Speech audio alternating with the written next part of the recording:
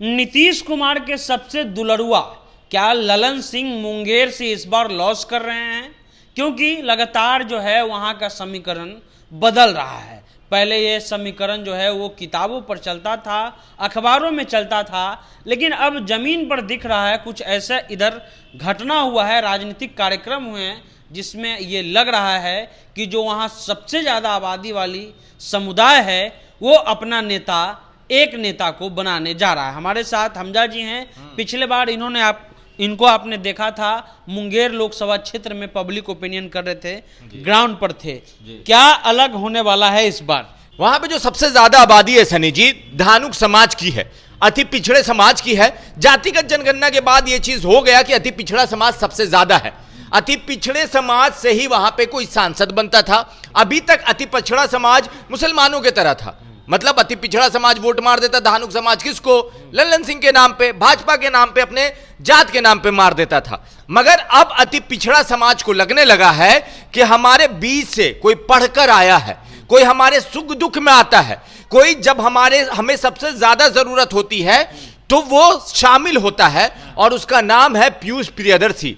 समाज और अति पिछड़ा समाज अब अपना नेता ढूंढ चुका है। सब कोई कहता है भाई कि हम जात पे जाएंगे, और पीयूष प्रियदर्शी टिस मुंबई से पढ़कर आए हैं। अब हम बताते हैं क्यों।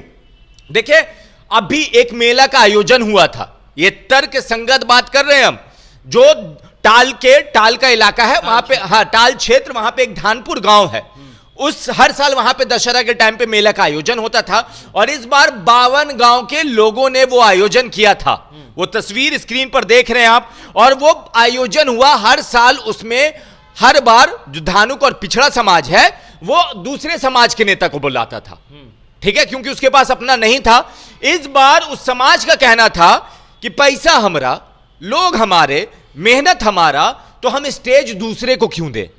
अगर सब कुछ हमारा है, आबादी हमारी है, तो नेता भी हमारा होना चाहिए।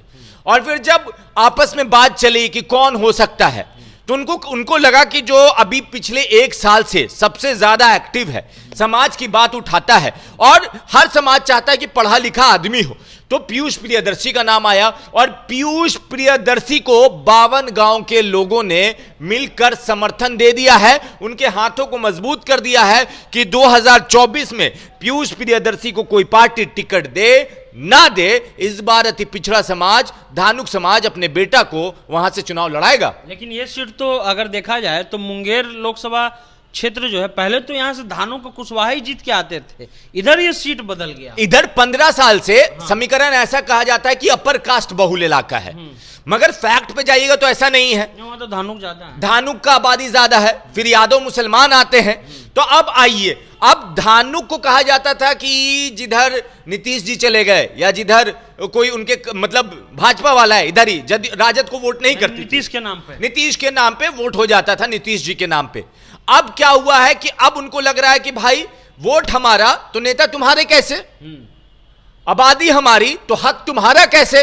आबादी हमारी है तो हक एकदम निट्टी पे चढ़ के लेंगे, लालू यादव के अंदाज में।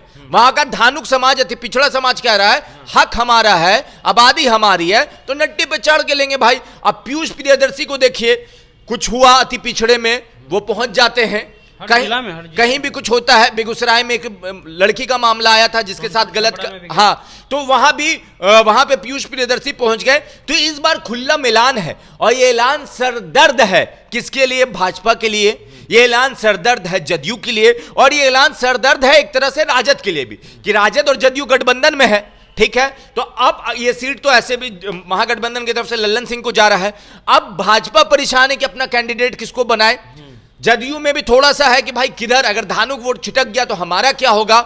मगर इसमें जो तुरुप का इक्का है वो है पीयूष प्रियदर्शी। अब पीयूष प्रियदर्शी को अगर आने वाले वक्त में जो पार्टी साथ लेती है, जो पार्टी मनाने में कामयाब हो जाती है, उसका बेड़ा पार होगा। क्योंकि अभी भी निर्दलीय में अगर कोई लड़का, कोई युवा मुंबई से पढ़कर आकर सभा करता है और 5000 की भीड़ एक बार में जुटा देता है, तो हल्के में मत लीजिए। चुनाव 6 महीना बाद है, चुनाव में 6 महीना का लेट है और 6 महीना बाकी है। इतना भीड़ आपको मुकेश सहनी में भी कई कई इलाका में देखने को मिलता है। चिराग पासवान में अगर चिराग और मुकेश सहनी इतना भीड़ लेकर कोई नया नवेला लड़का आ रहा है तो समझिए ये उसके लिए एक खुशी की बात है, धानुक समाज और अति पिछड़े समाज के लिए एक तरह से गिफ्ट है, और बाकी दूसरे नेताओं के लिए खतरे की घंटी है कि अब इस घंटी से उनको कौन बचाएगा। चलिए, तो पीयूष प्रियदर्शी अति पिछड़ा समाज खास करके धानुक समाज के बड़ा नेता के रूप में निकल रहे हैं। झूठ है लेकिन ये बात ये वो बात बोल रहे हैं।